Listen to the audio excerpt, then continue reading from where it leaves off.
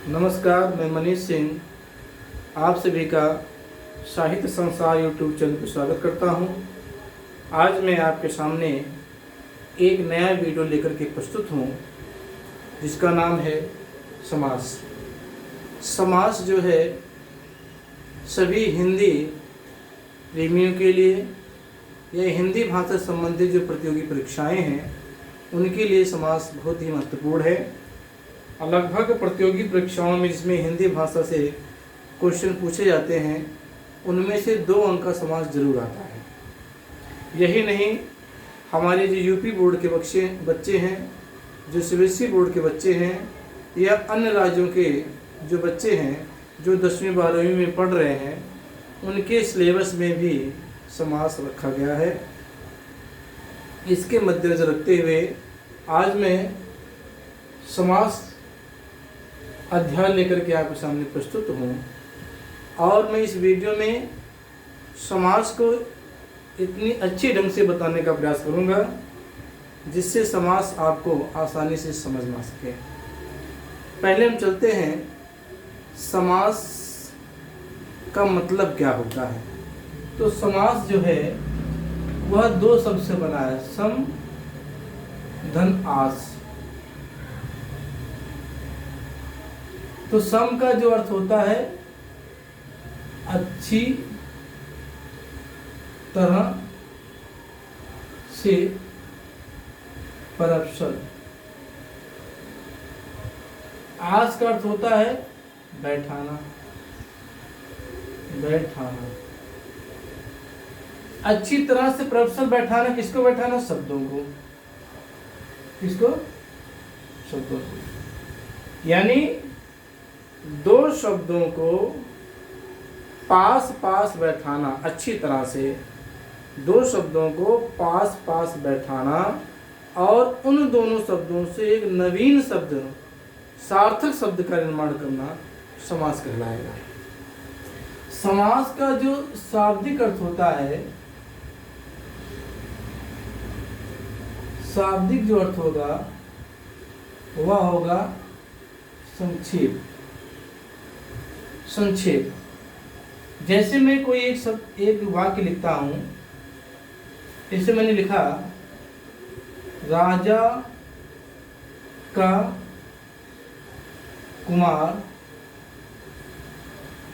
सख्त बीमार है। सख्त बीमार है, ये मैंने एक सेंटेंस लिखा है। तो जब इसको हम संक्षिप्त करेंगे आ जाएगा राजकुमार। राजकुमार बीमार है। ठीक है। 2 या 2 से अधिक शब्दों के मिलने से जो एक सार्थक शब्द का निर्माण होता है वो समास कहलाएगा। तो आप देखिए, जो राजा का कुमार, इसका संक्षिप्त क्या हो गया? राजकुमार हो गया। ठीक है। तो समास में क्या होता है, इसकी हम परिभाषा इस तरह लिख सकते हैं। परिभाषा, जब 2 या 2 से अधिक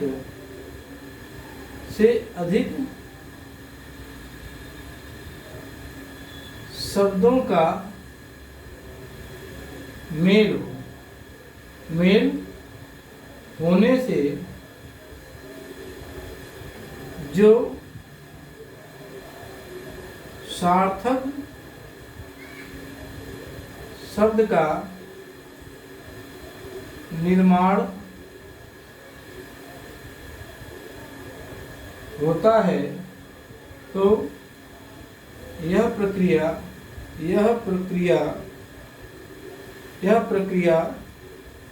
समास कहलाएगी। समास कहलाएगी। ठीक है। इसमें कहा गया जब 2 या 2 से अधिक शब्दों का मेल होने से जो सार्थक शब्द का निर्माण हो वह क्या कहलाएगी? समास कहलाएगी। ठीक है। ये आसान सी परिभाषा हो गई।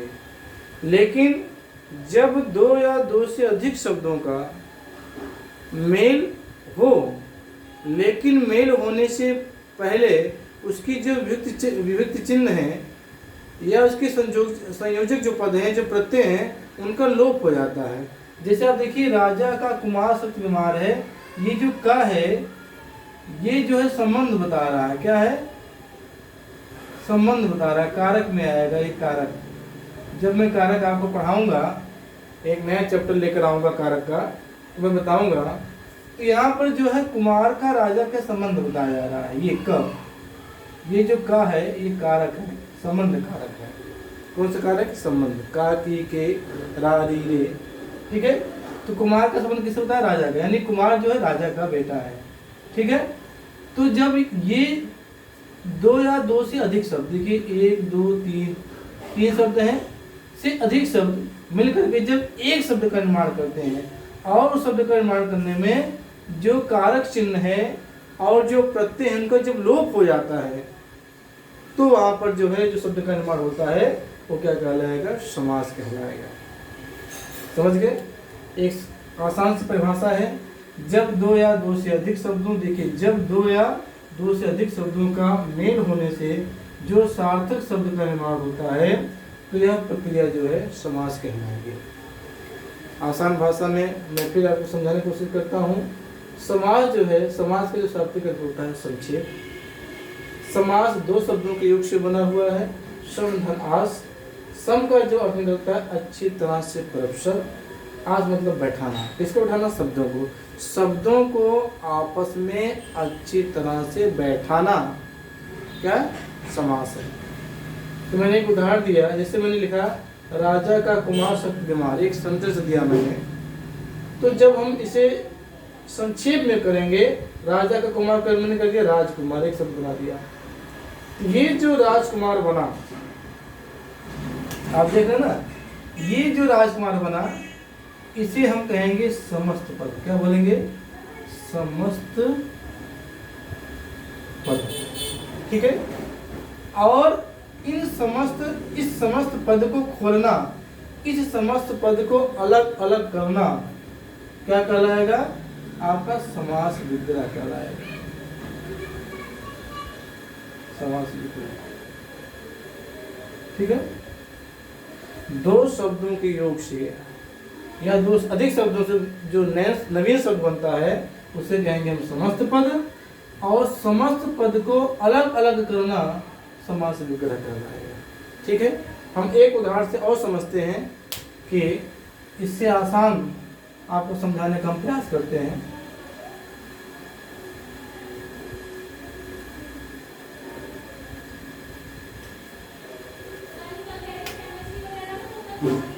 जैसे मैंने एक उदाहरण लिखा हूं,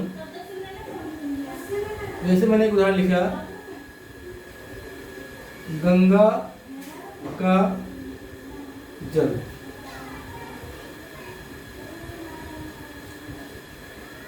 हाथ के लिए कड़ी। ये मैंने दो उदाहरण आपके सामने लिखे हैं।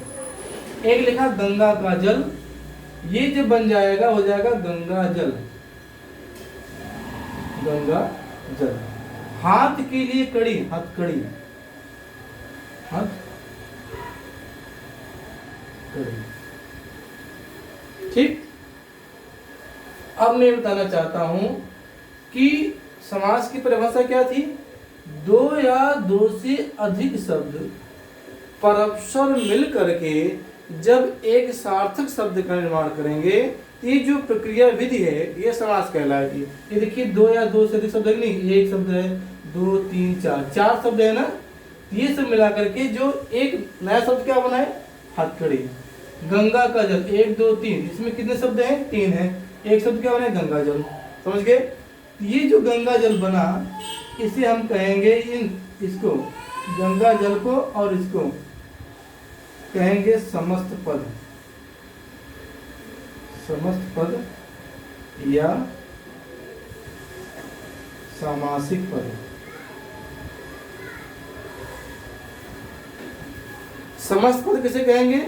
जब दो या दो से अधिक शब्द मिलकर के जो एक नया शब्द बनाएंगे वो समासिक पद कहलाएगा। यानी ये जो नया शब्द बन रहा है, गंगा का जल, गंगा, गंगा का जल, गंगा जल, ये सब जो बन रहा है इसे हम कहेंगे समस्त पद या सामासिक पद कहेंगे। ठीक है। और इन समस्त पद को, ये समस्त पद, ये भी समस्त पद है, इन सब समस्त पदों को अलग अलग करना, यानी गंगा जल हमने क्या अलग कर दिया, गंगा का जल, हाथकड़ी को अलग कर दी, हाथ के लिए कड़ी, इन दोनों को यानी समस्त पद को अलग अलग करना क्या लाएगा, समास विग्रह। समास विग्रह, विग्रह मतलब होता है अलग करना। तो समस्त पद मैंने क्या बताया आपको, समस्त पद या सामासिक पद, इसको मैंने क्या बताया कि जो दो शब्द या उससे अधिक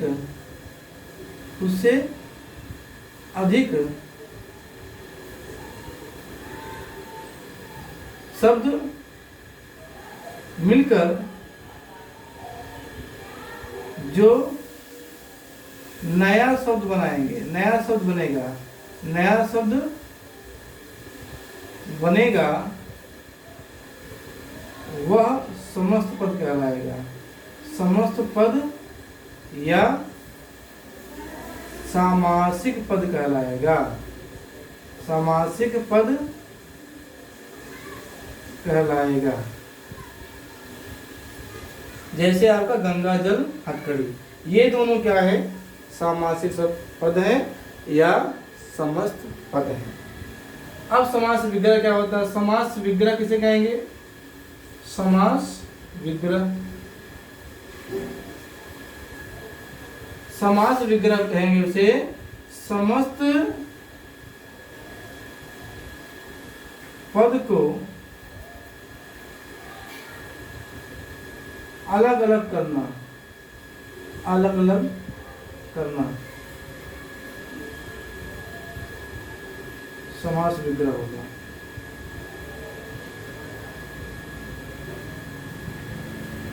ठीक है। समस्त पद मैंने क्या बताया, दो शब्द या उससे अधिक शब्द मिलकर के जो नया शब्द बनेगा वो समस्त पद कहलाएगा। जैसे गंगा जल, हथकड़ी, इससे अधिक, देखिए मैंने क्या कहा, जब दो या दो से अधिक शब्द, ये देखिए कितने शब्द हैं, 1 2 3, यानी दो से अधिक है, मिलकर क्या बना दिया, एक नया शब्द बना दिया, गंगा जल, ये क्या हो गया, समस्त पद हो गया। ठीक है। हाथ के लिए कड़ी, इसमें कितने शब्द हैं, 4 हैं, ये सब मिलकर के शब्द क्या बना दिए, हथकड़ी बना दिए, ये भी समस्त पद हो गया। और समास विग्रह किसे कहते हैं, जब इन समस्त पदों, गंगा जल और हथकड़ी, इन समस्त पदों को जब हम अलग अलग करके लिखेंगे, अलग अलग करके जब लिखेंगे तो क्या कहलाएगा, समास विग्रह कहलाएगा। जैसे गंगा जल को अलग करके लिखेंगे, जब गंगा का जल, क्या है ये संबंध बताया जा रहा है, किसका जल, गंगा का जल। यहाँ पर कह रहे हाथ के लिए कड़ी, हथकड़ी, ये क्या है, समास विग्रह हो गया। ठीक है, समास विग्रह हो गया। अब ये इसमें भी संबंध बताए जा रहे हैं। तो समास में क्या होता है, जब इसका हम समस्त पद बनाते हैं तो इसका लोप हो जाता है, ये इन दोनों का जो है लोप हो जाएगा, लोप यानी गायब हो जाएंगे जब इसे हम समस्त पद में लाएंगे। तो समास की परिभाषा ये भी सकती है, जब दो या अधिक शब्द मिल करके और उनमें विभक्ति चिन्ह और प्रत्यय का लोप करके जो एक नया शब्द का निर्माण होता है उसे हम कहते हैं सामासिक पद या समस्त पद। और इन दोनों में जो दो शब्दों का जो संयोग होता है, गंगा और जल का जो संयोग होता है, उसे हम कहते हैं समास। ठीक है। अब हम समझते हैं, तो ये जो मैंने शब्द लिखा है गंगा जल हथकड़ी, इसे मैं समझाने का प्रयास करूंगा कि इसमें जो है, जो गंगा जल है और हथकड़ी है, इसमें जो गंगा है इसे हम कहेंगे पूर्व पद, और जो जल है इसे कहते हैं हम उत्तर पद। इसी तरह हथकड़ी में हथ जो है ये पूर्व पद है और कड़ी जो है उत्तर पद है। आइए हम पहले इसको हटाते हैं। उसके बाद आपको समझाने का प्रयास करते हैं क्या है।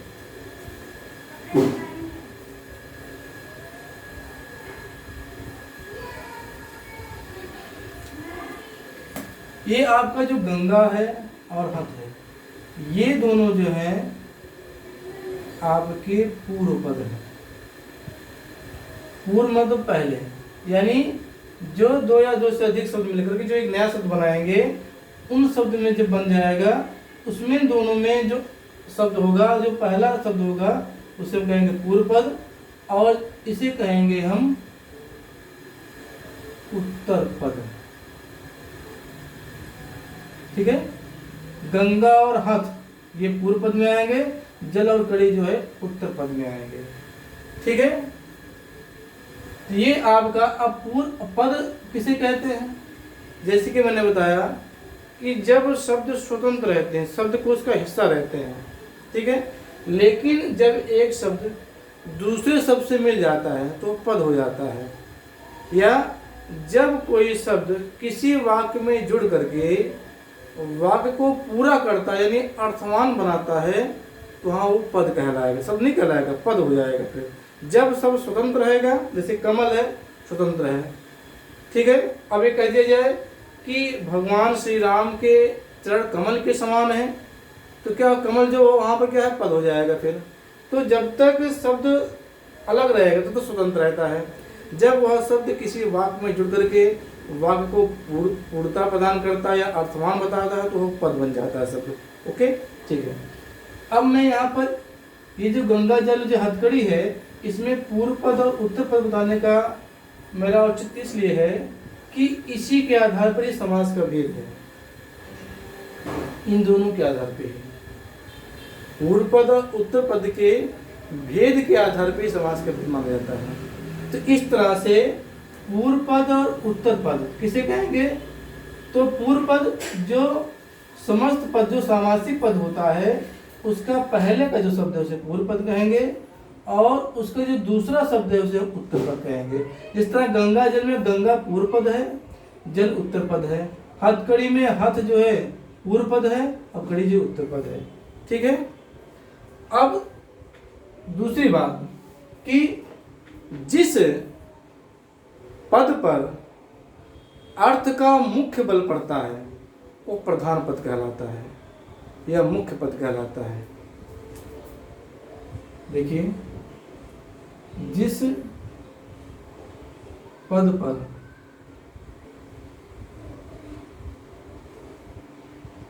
मुख्य अर्थ का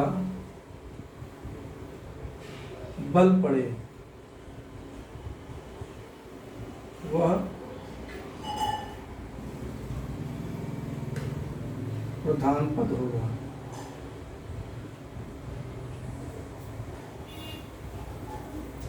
और जिस पद पर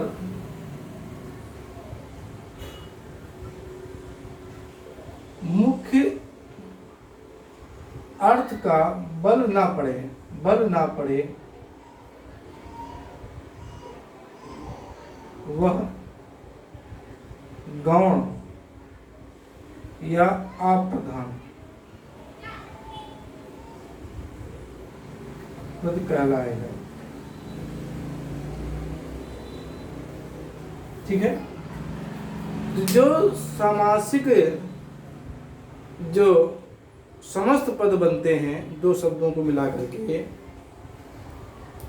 वो शब्द के खंड होते हैं। खंड जैसे हथकड़ी है, इसमें हथ और कड़ी ये शब्द के दो खंड हैं। तो उनमें जो मुख्य अर्थ जिस पे पड़ता है, जिस पद पर, अगर पूर्व पद पर मुख्य अर्थ पड़ रहा है तो उसकी प्रधानता के आधार पर समास बन जाएगा। अगर उत्तर पद पर उसका मुख्य अर्थ पड़ रहा है तो उसके आधार पर समास का निर्माण होता है। इसीलिए डॉक्टर हरदेव बहारी ने अपनी किताब में, उनकी किताब का नाम है हिंदी शब्द अर्थ प्रयोग, जो व्याकरण किताब है, बड़ी चर्चित है, बड़ी प्रमाणिक भी है। उन्होंने इस शब्द खंडों के आधार पर ही शब्द के भेद बताए हैं। ठीक है। मैं ये जो दो चीज मैंने 2 पॉइंट आपके सामने लिखा हूँ, जिस पद पर मुख्य अर्थ का बल पड़े वह प्रधान पद होगा, और जिस पद पर मुख्य अर्थ का बल न पड़े वह गौण या अप्रधान पद कहलाएगा। अब यहाँ देखिए, गंगा जल है, इस पे किस पे पड़ रहा है? जल पड़ रहा है ना, जल के बारे में बताया जा रहा है। जल कैसा है? गंगा जल है। तो इसमें कौन सा पद प्रधान है? उत्तर पद प्रधान है। ठीक है, इसलिए यह जो है तत्पुरुष समास होगा। अब तत्पुरुष समास किसे कहते हैं, तत्पुरुष समास की पहचान क्या है, इसके लिए मैं अलग वीडियो बनाऊंगा। आज मैं थोड़ा संक्षिप्त रूप में आपको बताने का प्रयास करूंगा। इसी तरह हथकड़ी में आइए, तो कड़ी के बारे में बताया जा रहा है कि कड़ी क्या है, किसके हाथ में है, या कड़ी किसका प्रयोग किया जा रहा है। तो कह रहे हथकड़ी है, ये हथकड़ी यानी हाथ के लिए कड़ी है ये। तो यहाँ कड़ी जो है इससे संबंध बताया जा रहा है, यानी कि हथकड़ी, इसमें भी जो कड़ी जो है इस पर मुख्य अर्थ बल पड़ रहा है। अगर हम कड़ी को हटा दें हाथ तो अकेला तनहा पड़ जाएगा। तो यहाँ पर जो है वो कड़ी जो है इस पर मुख्य अर्थ बल पड़ रहा है, इसलिए इसमें भी उत्तर पद प्रधान है। ये भी जो है तत्पुरुष का जो है क्या है, ये उदाहरण है। ठीक है, तो समझ में आ गया।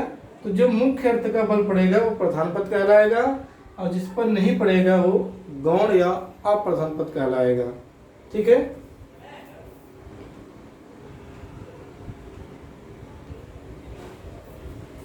अब देखते हैं पूर्व पद और उत्तर पद आपने समझ लिए।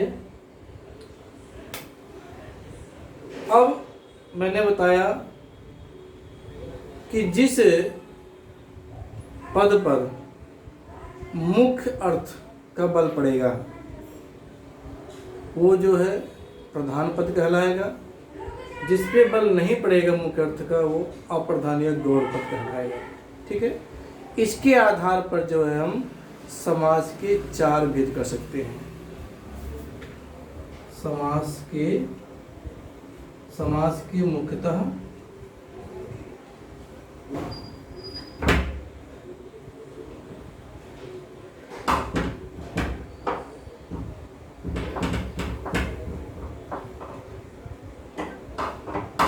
कितने भेद हैं? 4। समास के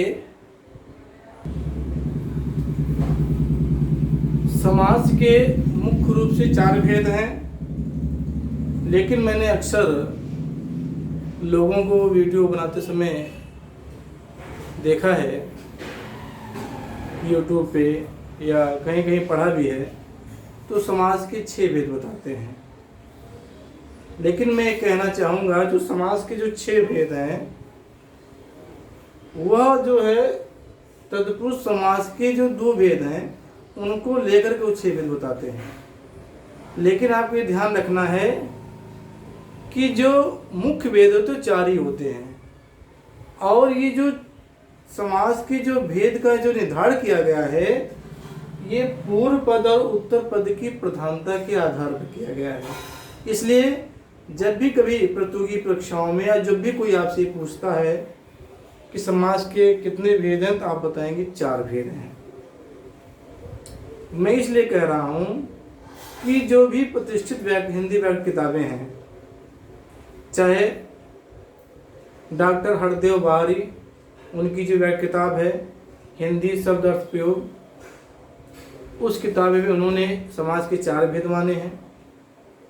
चाहे आपकी हिंदी व्याकरण किताब एक है, पुस्तक है जिसके लेखक हैं कामता प्रसाद गुरु, उन्होंने भी समास के 4 भेद माने हैं।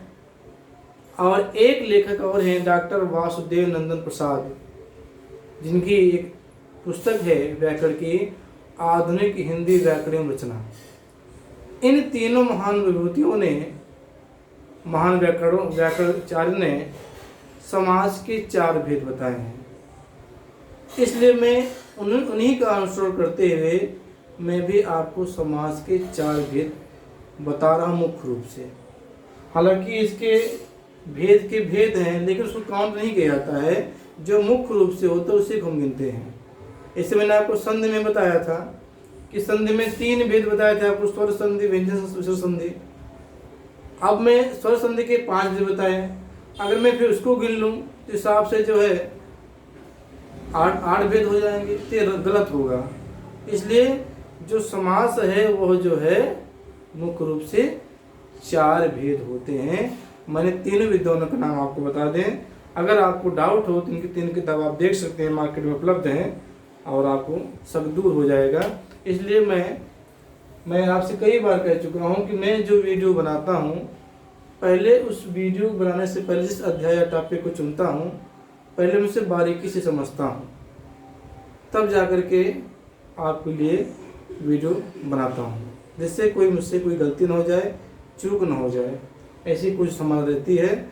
और ये भी हमारा प्रयास रहता है कि हमारे द्वारा आपको कोई भी गलत जानकारी ना मिले, क्योंकि अगर आप इस वीडियो को देखेंगे तो आप, अगर मैं गलत पढ़ा रहूँगा तो निश्चित है कि आप इसी दिमाग में बैठ जाएगा।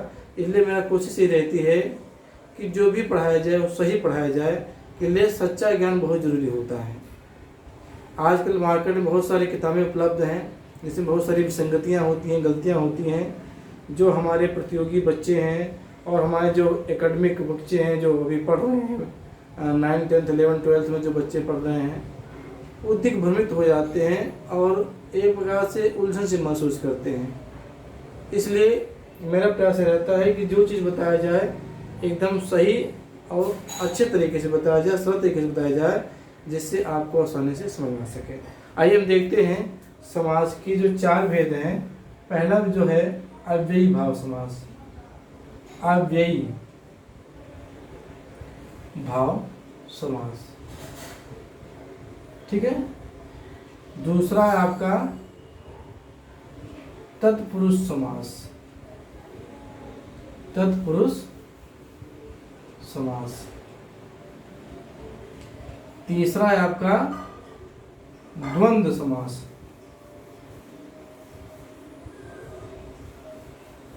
द्वंद्व समास। चौथा है आपका बहुव्रीहि समास,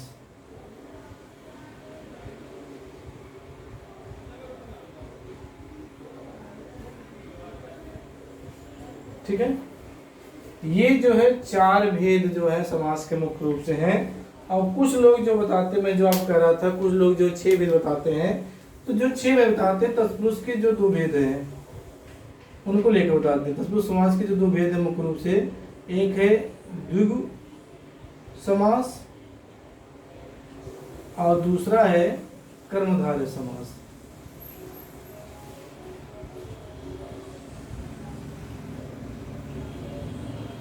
तो ये जो 2 समास है ये तत्पुरुष समास के भेद हैं।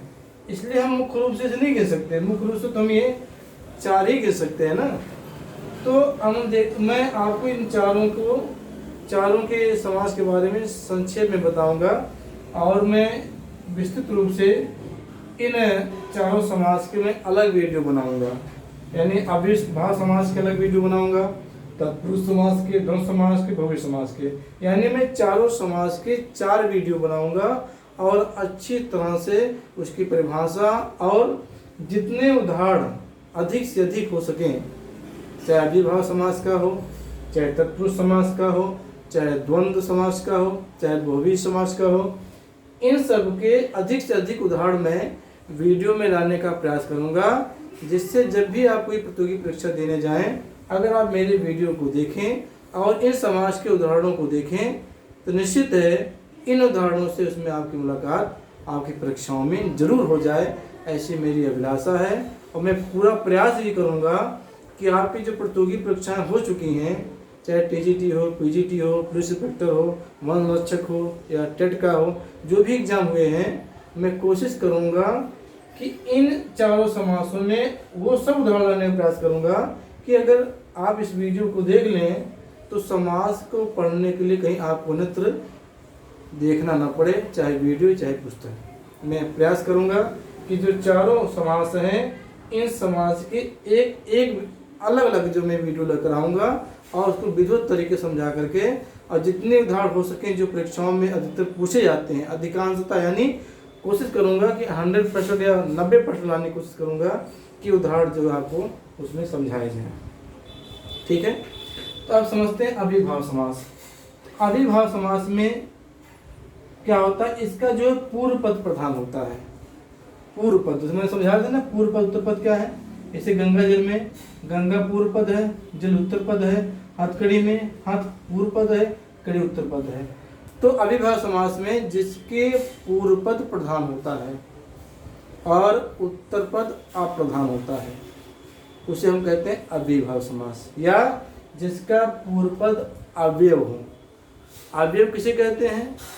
अवयव से कहते हैं जिसका न काल का, लिंग का और वचन का, जिन पर कोई प्रभाव नहीं पड़ता। न लिंग का उस पर फर्क पड़ता है, न काल का, न ही वचन का।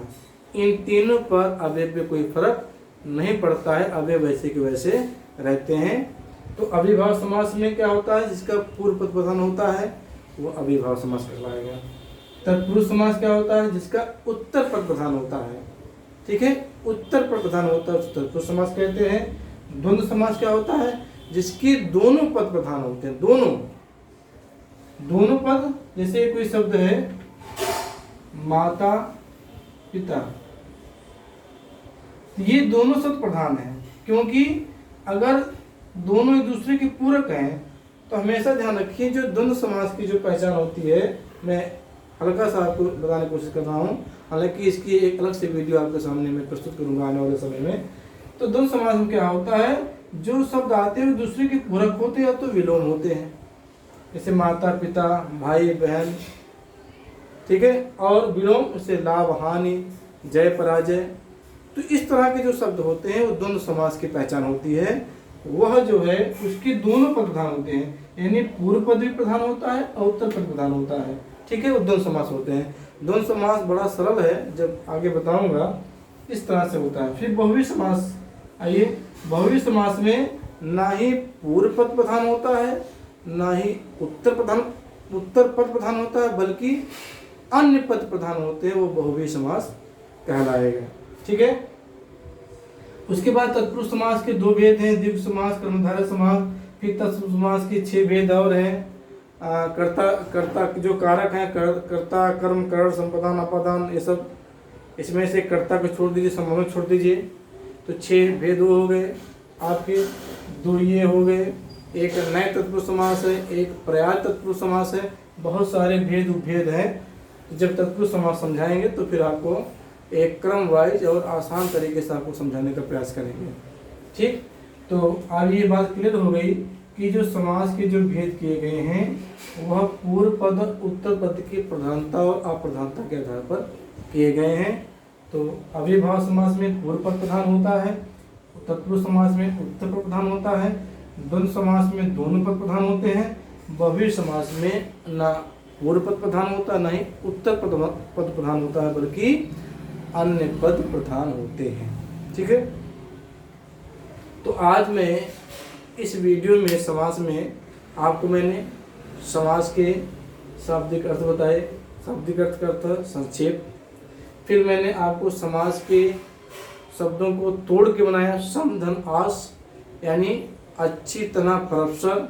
आस मतलब होता है बैठाना, किसको बैठाना, शब्दों को, 2 शब्दों को या 2 से अधिक शब्दों को अच्छी तरह से पास बैठाना और बैठा करके एक नया सार्थक शब्द का निर्माण करना। इस पूरी प्रक्रिया को हम क्या कहते हैं, समास कहते हैं। और जो एक नया शब्द बनता है उसे हम कहते हैं समस्त पद या सामासिक पद कहते हैं। और समस्त पद या सामासिक पद को अलग अलग करना क्या कहलाएगा, समास विग्रह कहलाएगा। और जो समस्त पद है, समस्त पद में जो 2 शब्द होते हैं जुड़े हुए, उन 2 शब्दों में जो पहला शब्द होगा शुरू का उसे हम पूर्व पद कहते हैं, और जो बाद का होगा उसे हम उत्तर पद कहते हैं। और जिस पद पर मुख्य अर्थ का बल पड़ता है उसे हम प्रधान पद कहते हैं। जिस पद पर मुख्य अर्थ का बल नहीं पड़ता है उसे हम गौड़ पद कहते हैं, अप्रधान पद कहते हैं। इस तरह से पद की प्रधानता के आधार पर या पद के प्रधानता के आधार पर समास के जो हम 4 भेद कर सकते हैं।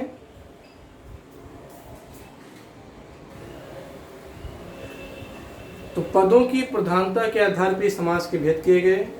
मैंने बताया समास के मुख्य रूप से 4 भेद होते हैं। अविभाव समास, तत्पुरुष समास, द्वंद्व समास, बहुव्रीहि समास। अविभाव समास में होता है जिसका पूर्व पद प्रधान होता है, तत्पुरुष समास में जिसका उत्तर पद प्रधान होता है, द्वंद्व समास में जिसके दोनों पद यानी पूर्व पद और उत्तर पद दोनों प्रधान होते हैं, बहुव्रीहि समास में जिसका ना पूर्व पद प्रधान होता है ना उत्तर पद प्रधान होता है बल्कि अन्य पद प्रधान होते हैं। ठीक है। अब मुझे पूरी उम्मीद है कि आप जो है इस वीडियो में समास के बारे में मैंने जो भी आपको संक्षिप्त जानकारी दी, समास की परिभाषा के बारे में बताया आपको, समास के जो अवयव हैं, समस्त पद, समास विग्रह, पूर्व पद क्या होता है, उत्तर पद क्या होता है, और समास के जो 4 भेद हैं और उन भेदों को जो संक्षिप्त जानकारी आपको देने का प्रयास की। मुझे पूरी उम्मीद है कि आपको ये वीडियो ज़रूर पसंद आएगा। अगर अभी तक आपने मेरी वीडियो को सब्सक्राइब नहीं किया है तो प्लीज़ सब्सक्राइब करें और आने वाले समय में आप नए वीडियो को इसी तरह से नए वीडियो को आप लुत्फ़ उठाते रहें और अपने ज्ञान में वृद्धि करते रहें। मैं हमेशा कहता हूं कि जब भी आप मेरा वीडियो देखें तो शुरू से लेकर के अंत तक देखें, बीच में वीडियो को ना छोड़ें। अगर आप बीच में वीडियो को छोड़ेंगे तो फिर आपको कोई भी चीज़ें, चाहे समास पकड़ हो या कोई भी टॉपिक हो, तो आपको समझ में नहीं आएगा। आज के लिए बस इतना ही। अगर आज पढ़ाए हुए चैप्टर में अगर आपको कोई भी दिक्कत होती है, कोई भी परेशानी होती है या कोई चीज़ ना समझ में आ रही हो तो आप मेरे YouTube चैनल साहित्य संसार पर जाएंगे, कमेंट में लिखेंगे तो मैं निश्चित रूप से आपके उस समस्या का निदान अवश्य करूँगा। आज के लिए बस इतना ही। फिर मैं एक नए दिन जो आपके समाज के, माफ़ कीजिएगा, जो समाज के जो 4 भेद हैं उन 4 भेद में जो आपका अविभाव समास है, अविभाव समास लेकर मैं जल्दी आपके सामने प्रस्तुत होऊंगा। तब तक लिए धन्यवाद।